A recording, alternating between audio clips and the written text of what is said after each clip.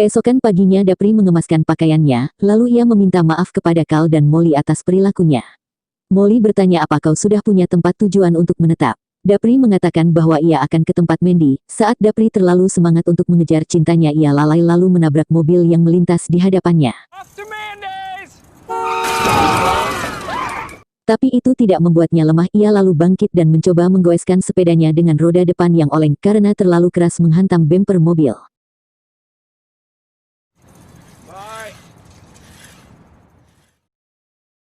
Carl dan Molly merasa bebas dengan keputusan yang mereka lakukan. Namun saat Molly bersantai selepas pulang makan malam bersama Carl, Molly melihat Dapri yang sedang termenung merenungkan nasibnya. Carl lalu mencoba untuk memutar arah tetapi Molly melarangnya. Molly menatapi Dapri dan seketika Molly tergerak hatinya untuk menghampiri Dapri. Saat Molly menanyakan kenapa kau di sini, ternyata Mandy tidak mau menemuinya. Molly yang tak tega melihat Dapri membawanya pulang kembali.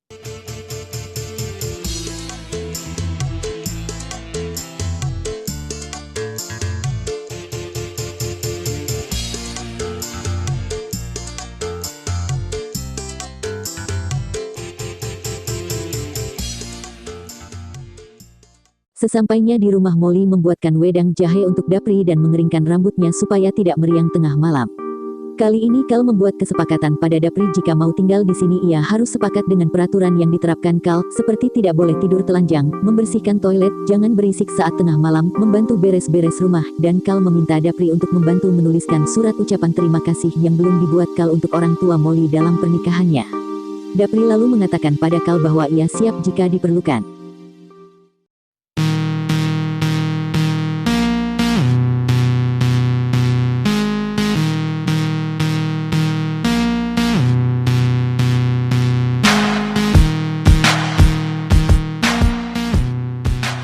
Keesokannya Carl menghubungi Dapri, lalu Carl mengatakan sedang sibuk di kantor, ia tidak bisa datang di program Career Day yang diadakan Molly di sekolah tempat Molly mengajar. Seperti yang dikatakan Dapri, bahwa ia siap jika dibutuhkan. Setelah Dapri datang ke tempat Molly, Dapri lalu menceritakan ia akan menggantikan Carl untuk berpidato di program Career Day dengan dasi dan jas yang sama, berharap bisa bertemu Mandy sang pustakawan di sekolah.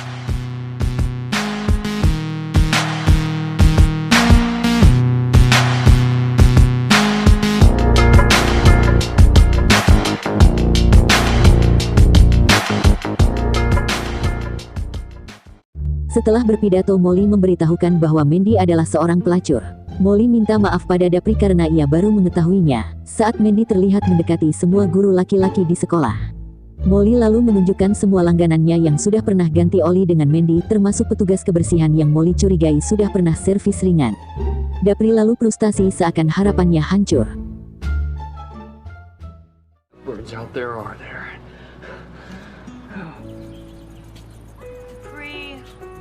Scene berlanjut pada Bob dan Carl yang sedang membahas masalah anak.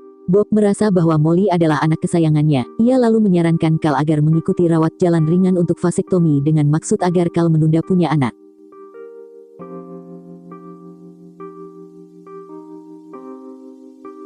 Molly yang merasa heran dengan perilaku Carl baru-baru ini, seperti sering merenung dan tidak terlihat ceria seperti biasanya, Molly lalu menanyakan pada Carl apa yang sebenarnya terjadi. Carl akhirnya mengatakan bahwa ayahnya Bob tidak menyukainya.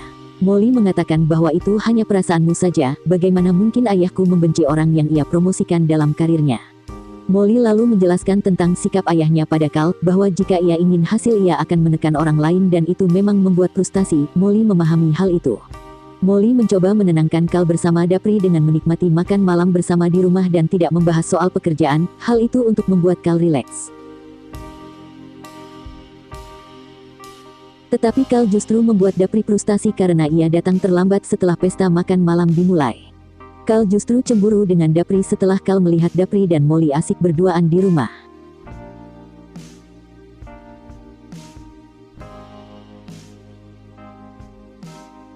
Keesokan paginya Carl melihat hubungan Dapri dengan Molly semakin dekat. Waktu Carl ingin bekerja ia berpikir aneh pada Dapri saat Molly ingin mengambil gula di rak atas.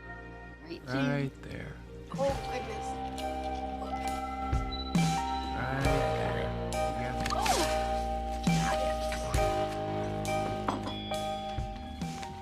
Ditambah waktu malam saat Kal tertidur, Dapri yang terlihat ingin buang oli mencoba menelpon Mandy, dan setelah Dapri mengambil kaos kaki, sialnya Molly turun dan histeris melihat Dapri sedang asik ngebacol sambil membaca majalah dewasa milik Kal yang disimpan tanpa sepengetahuan Molly.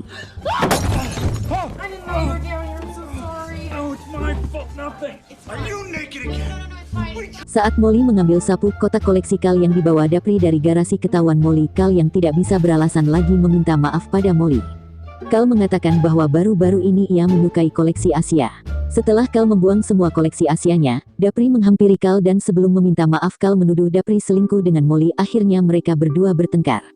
Setelah Kal mengusirnya, Dapri mengatakan bahwa aku akan pergi tanpa kau mengusirku, dan Kal menjawab kembalikan lambang persahabatan yang ia berikan di saat pesta pernikahannya. Kal mengatakan bahwa itu untuk sahabat terbaiknya.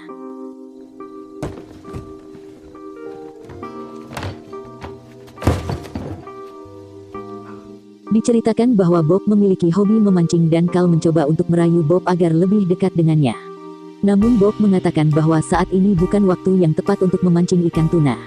Dapri mencoba mengendap-endap untuk mengambil pakaiannya yang tertinggal, dan Nell yang mengetahui bahwa Kal membuang koleksinya mencoba menghubungi Kal lalu bergegas untuk mengambilnya.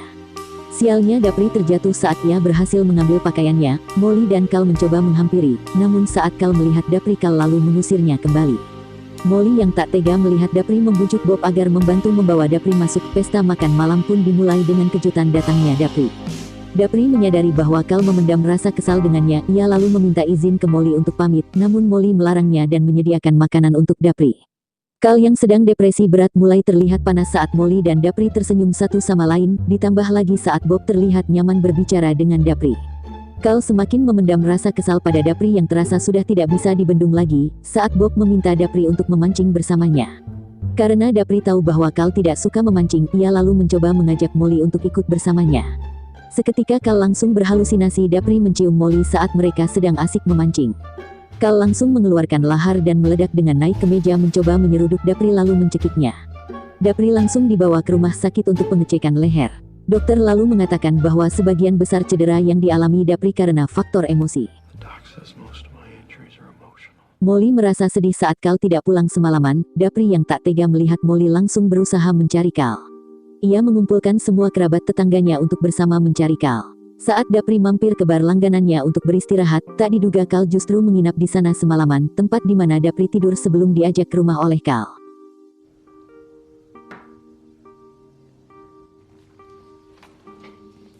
You think I'm still in? They're all about Mandy.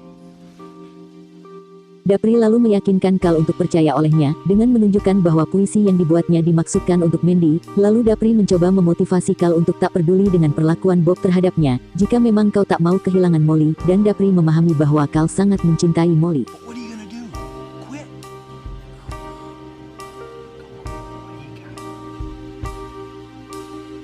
Kal lalu berusaha untuk bertemu dengan Bob, namun Kal menyadari bahwa Paco, sang security berbadan besar titisan Titanoboa, akan menghalanginya.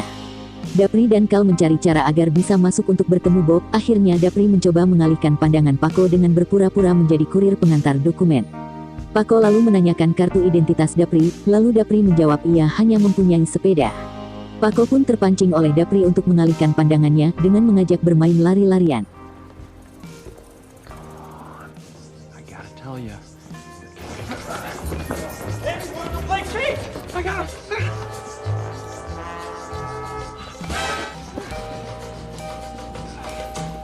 Kal akhirnya berhasil menyelinap masuk mencari Bob. Setelah Kal sampai ke ruang meeting dalam pembahasan proyek Vista, Kal lalu mengatakan pada Bob bahwa ia tak akan menyerah walaupun Bob tak suka dengannya, dan Kal mengatakan tak peduli dengan pekerjaannya, yang Kal pedulikan hanyalah Molly.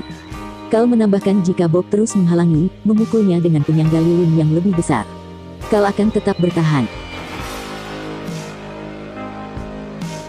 Bob lalu meminta maaf pada Kal. Bob mengakui bahwa semua itu ia lakukan karena Bob tidak mau kehilangan Molly.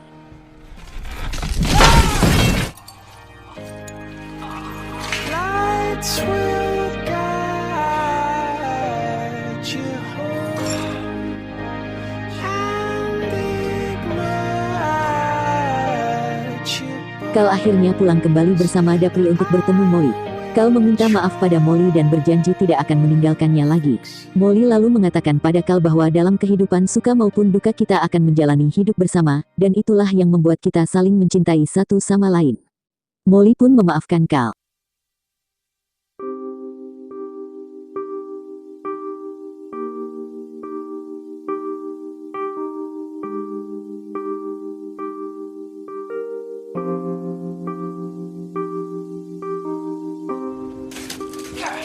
My work is done here. Penyunting akhirnya terlihat bahwa Dapri menjadi seorang motivator, memang sudah terlihat bakat terpendamnya dari cara dia berbicara. Paco terlihat menjadi asisten Dapri. Ia lalu menjelaskan inspirasinya, dan itu berhasil membuat semua orang bertepuk tangan padanya.